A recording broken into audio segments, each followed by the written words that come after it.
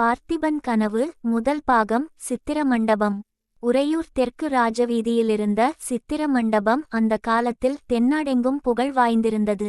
காஞ்சியிலுள்ள மகேந்திர சக்கரவர்த்தியின் பேர் பெற்ற சித்திர மண்டபம் கூட உறையூர் சித்திர மண்டபத்துக்கு நிகராகாது என்று ஜனங்கள் பேசுவது சகஜமாயிருந்தது. பார்த்திப மகாராஜாவும் இளவரசர் விக்கிரமனும் வெண்புறவிகளின் மீதேறி இந்த சித்திர மண்டபத்தின் வாசலை அடைந்த அதே சமயத்தில் அங்கே படகோட்டி பொன்னனும் வந்து சேர்ந்தான். இந்த அகால வேளையில் மகாராஜாவை பார்க்க முடியுமோ என்னவோ என்ற கவலையுடன் வந்த பொன்னன் திடீரென்று மகாராஜாவை பார்த்ததும் இன்னது சொல்வதென்று தெரியாமல் திகைத்தான். மகாராஜா என்னும்போதே அவனுக்கு நாக்குழறியது. அந்த குழறிய குரலை கேட்டு மகாராஜாவும் இளவரசரும் அவனை திரும்பி பார்த்தார்கள். பொன்னா, நீ எங்கே வந்தாய் என்றார் மகாராஜா. பொன்னனின் மௌனத்தைக் கண்டு ஒருவாறு அவன் வந்த காரணத்தை ஊகித்தவராய் குதிரை மீதிருந்து கீழிறங்கினார். இளவரசர் விக்கிரமனும் லாவகமாய் குதிரை மீதிருந்து குதித்தார். பொன்னா, இந்த தீவர்த்தியை வாங்கிக்கொள் என்றார் மகாராஜா. அருகே தீவர்த்தி வைத்துக்கொண்டு நின்ற ஏவலாளனிடமிருந்து பொன்னன் தீவர்த்தியை வாங்கிக் கொண்டான். அந்த வேளையில் மகாராஜா எதற்காக சித்திர மண்டபத்துக்கு வந்திருக்கிறார், எதற்காக தன்னை தீவர்த்தியுடன் பின்தொடரச் சொல்லுகிறார் என்பதொன்றும் அவனுக்கு புரியாவிட்டாலும் மகாராஜா தன்னை திரும்பி போகச் சொல்லாமல் தம்முடன் வரும்படி சொன்னதில் அளவிலாத குதூகலமுண்டாயிற்று. மகாராஜாவும் இளவரசரும் முன் செல்ல பொன்னன் தீவர்த்தியை தூக்கி பிடித்து கொண்டு சித்திர மண்டபத்துக்குள் புகுந்தான். அந்த சித்திர மண்டபத்துக்குள் முதலாக பிரவேசிக்கிறவர்களுக்கு நமக்குள்ள 2 கண் போதாது, 2000 கண் இருந்தால் இங்கேயுள்ள சித்திரங்களை ஒருவாறு பார்த்து திருப்தியடையலாம் என்று தோன்றும். அந்த விஸ்தாரமான மண்டபத்தின் விசாலமான சுவர்களில் விதவிதமான வர்ணங்களில் பலவகை சித்திரங்கள் தீட்டப்பெற்றிருந்தன. அந்த மண்டபத்தை தாங்கிய சிற்ப வேலைப்பாடுள்ள தூண்களிலும் சித்திரங்கள் காணப்பட்டன. மேல் விமானத்தின் உட்புறங்களையும் சித்திரங்கள் அலங்கரித்தன. ஒரு சுவரில் ததீசி முனிவரிடம் இந்திரன் வச்சிராயுதத்தை பெறுவது, இந்திரன் விருத்திராசுரனைச் சம்ஹரிப்பது, பிறகு இந்திரலோகம் வருவது, தேவர்களும் தேவமாதர்களும் இந்திரனை எதிர்கொண்டு வரவேற்பது, இந்திரனுடைய சபையில் தேவமாதர்கள் நடனம் புரிவது முதலிய காட்சியை சித்தரித்திருக்கிறது. இன்னொரு பக்கத்தில் திருப்பாட்கடலில் மந்திரகிரியை மத்தாகவும் வாசுகியை கயிறாகவும் கொண்டு தேவர்கள் ஒரு பக்கமும் அசுரர்கள் ஒரு பக்கமும் நின்று கடையும் பிரம்மாண்டமான காட்சியை சித்தரித்திருந்தது. அடுத்தாற்போல பரமசிவனுடைய தவத்தை கலைப்பதற்கு காமதேவன் மலர்கனை தொடுப்பது முதல் குமரப்பெருமான் ஜனனம் வரையிலும் உள்ள காட்சிகள் காணப்பட்டன. இந்த உருவங்கள் எல்லாம் கேவலம் உயிரற்ற சித்திரங்களாக தோன்றவில்லை. கால், கை, முகம் இவற்றின் சரியான அளவு எடுத்துச் சாமுத்திரிகா லட்சணத்துக்கு இணங்க எழுதப்பட்டிருக்கவுமில்லை. ஆனாலும் அந்த உருவங்களின் ஒவ்வொரு அவயத்திலும் காணப்பட்ட நெளிவும் முகத்தில் பொலிந்த பாவமும் தத்ரூபமாய் அந்த தேவர்களின் முன்னால் நாம் நிற்கிறோமென்னும் மயக்கத்தை உண்டாக்கின. பிரதி மாதம் 3 தினங்கள் இந்த சித்திர மண்டபம் பிரஜைகள் எல்லோரும் பார்ப்பதற்கென்று திறந்து வைக்கப்படுவதுண்டு. அவ்வாறு திறந்திருந்த நாட்களில் பொன்னன் 2-3 தடவை இந்த சித்திரங்களை பார்த்து மகிழ்ந்திருக்கிறான். இப்போதும் அந்த சித்திரங்கள் அவனுடைய கண்ணையும் கருத்தையும் கவரத்தான் செய்தன. ஆனாலும் இன்று அவற்றை நின்று பார்க்க முடியாதபடி மகாராஜாவும் இளவரசரும் முன்னால் விரைந்து போய்க் கொண்டிருந்தபடியால் பொன்னனும் அவர்களை பின்தொடர்ந்து விரைந்து சென்றான். சித்திர மண்டபத்தின் 2-3 கட்டுக்களையும் தாண்டிச் சென்று கடைசியாக பூட்டிய கதவையுடைய ஒரு வாசற்படியண்டை மகாராஜா நின்றார். முன்னொரு தடவை பொன்னன் இதே இடத்தில் நின்று இந்த வாசற்படிக்கு உட்புறத்தில் என்ன இருக்குமோ என்று யோசித்திருக்கிறான். இந்த கதவை திறக்கக்கூடாதென்பது மகாராஜாவின் கட்டளை என்று காவலாளர்கள் அப்போது தெரிவித்ததுண்டு. மகாராஜா இப்போது அந்த கதவண்டை வந்து நின்று தம் கையிலிருந்த சாவியினால் பூட்டை திறக்கத் தொடங்கியதும் பொன்னனுடைய ஆவல் அளவு கடந்ததாயிற்று. இதனுள்ளே ஏதோ பெரிய அதிசயம் இருக்கிறது, அதை நாம் இப்போது பார்க்கப் போகிறோம் என்று எண்ணியபோது அவனுடைய நெஞ்சு படபடவென்று அடித்து கொண்டது. கதவு திறந்ததும், பொன்னா, நீ முதலில் உள்ளே போ, தீவர்த்தியை நன்றாய் தூக்கிப்பிடி, சுவருக்கு ரொம்பச் சமீபமாய் கொண்டு போகாதே, தீவர்த்தி புகையினால் சித்திரங்கள் கெட்டுப்போகும் என்றார் மகாராஜா. பொன்னன் உள்ளே போய் தீவர்த்தியை தூக்கி பிடித்தான்.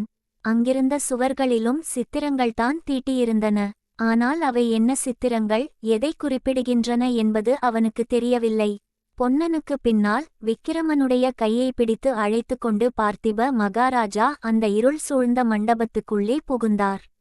குழந்தாய், பூட்டி வைத்திருக்கும் இந்த மண்டபத்துக்குள்ளே என்ன இருக்கிறது என்று பல தடவை என்னை கேட்டிருக்கிறாயே.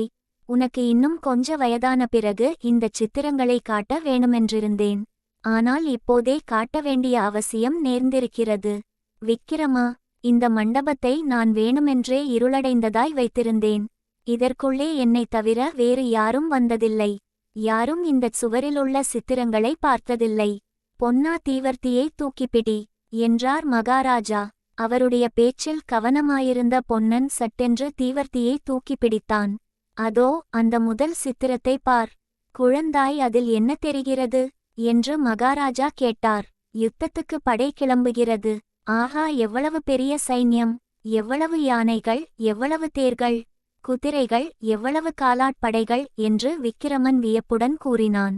பிறகு சட்டென்று திரும்பித் தந்தையின் முகத்தை பார்த்து, அப்பா என்று தயங்கினான். என்ன விக்கிரமா, கேள் என்றார் மகாராஜா. ஒன்றுமில்லை அப்பா, இந்தச் சித்திரங்கள் யார் எழுதியவை என்று யோசித்தேன் என்றான் விக்கிரமன். நீ நினைத்தது சரிதான் குழந்தாய். என் கையினால் நானே எழுதிய சித்திரங்கள்தாம் இவை. இந்த 12 வருஷ காலமாய் இரவிலும் பகலிலும் தூங்கும் போதும் விழித்திருக்கும் போதும் நான் கண்டு வந்த கனவுகளைத்தான் இங்கே எழுதியிருக்கிறேன். குழந்தாய், நன்றாய் பார். யாருடைய சைன்யங்கள் இவை தெரிகிறதா? ஆஹா, தெரிகிறது. முன்னால் புலிக்கொடி போகிறதல்லவா? சோழ ராஜ்யத்தின் படைகள்தான் இவை. ஆனால் அப்பா என்று மறுபடியும் தயங்கினான் விக்கிரமன். என்ன கேட்க வேணுமோ கேள் விக்கிரமா. அவ்வளவு கம்பீரமாக நடந்து போகும் அந்த பட்டத்து யானையின் மேல் யானைப்பாகன் மட்டும்தானே இருக்கிறான். அம்பாரியில் யாரும் இல்லையே அப்பா. நல்ல கேள்வி கேட்டாய். வேண்டுமென்றேதான் அப்படி யானையின் மேல் யாரும் இல்லாமல் விட்டிருக்கிறேன்.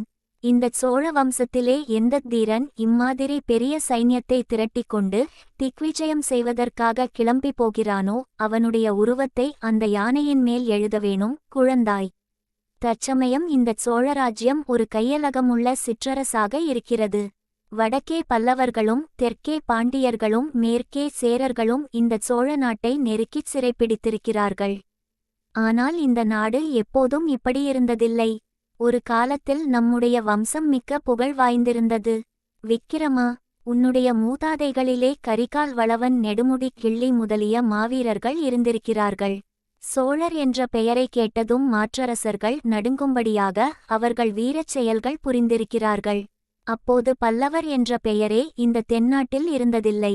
சோழ சாம்ராஜ்யம் வடக்கே வெகு தூரம் பரவியிருந்தது. அந்நாளில் பாண்டியர்களும் சேரர்களும் சோழ மன்னர்களுக்கு திரை செலுத்திக் கொண்டிருந்தார்கள்.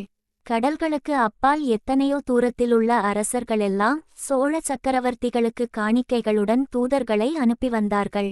இப்போது கடல்மல்லை துறைமுகம் பிரசித்தி பெற்றிருப்பது போல அந்நாளில் காவேரிப்பட்டினம் பெரிய துறைமுகமாயிருந்தது. காவேரிப்பட்டினத்திலிருந்து பெரிய கப்பல்கள் கிளம்பி தூர தூர தேசங்களுக்கெல்லாம் சென்று பொன்னும் மணியும் கொண்டு வந்து சோழ மன்னர்களின் பொக்கிஷத்தை நிரப்பி வந்தன. குழந்தாய், மறுபடியும் இந்தச் சோழநாடு அம்மாதிரி மகோன்னத நிலை அடைய வேண்டுமென்பது என் உள்ளத்தில் பொங்கும் ஆசை. நான் இரவிலும் பகலிலும் காணும் கனவு.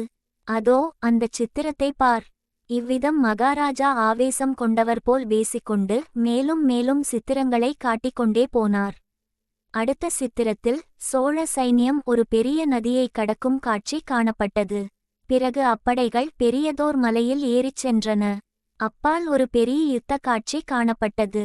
அதிலே சோழர் சைன்யம் வெற்றியடைந்த பிறகு மாற்றரசர்கள் காணிக்கைகளுடன் வந்து சரணாகதி செய்கிறார்கள். இம்மாதிரி பல நதிகளை தாண்டியும் பல மலைகளை கடந்தும் பல மன்னர்களை வென்றும் கடைசியில் சோழ சைனியம் இமய மலையை அடைகிறது. பர்வத ராஜாவான இமயத்தின் உச்சியில் சோழர்களின் புலிக்கொடி நாட்டப்படுகிறது. இதற்கு பிறகு சோழ நாட்டின் தலைநகருக்கு சைன்யம் திரும்பி வருவதும் நகர மாந்தர் அந்த வீரப்படையை எதிர்கொண்டழைப்பதுமான கோலாகல காட்சிகள். இன்னொரு பக்கத்தில் புலிக்கொடி பறக்கும் பெரிய பெரிய கப்பல்கள் துறைமுகங்களிலிருந்து கிளம்பும் காட்சியை அற்புதமாகச் சித்தரித்திருந்தது. அந்த கப்பல்கள் தூர தூர தேசங்களுக்கு போய்ச் சேருகின்றன. அந்தந்த தேசங்களின் மன்னர்கள் பரிவாரங்களுடன் எதிர்கொண்டு வந்து சோழ நாட்டின் தூதர்களை உபசரிக்கிறார்கள். கடல் சூழ்ந்த அந்நாடுகளில் சோழர்களின் புலிக்கொடி கம்பீரமாய் பறக்கிறது. புலிக்கொடி பறக்கும் தேசங்களிலெல்லாம் பெரிய பெரிய கோயில்களும் கோபுரங்களும் வானை அளாவி எழுகின்றன. இத்தகைய அற்புதமான சித்திரங்களே அந்த மண்டபம் முழுவதும் நிறைந்திருந்தன.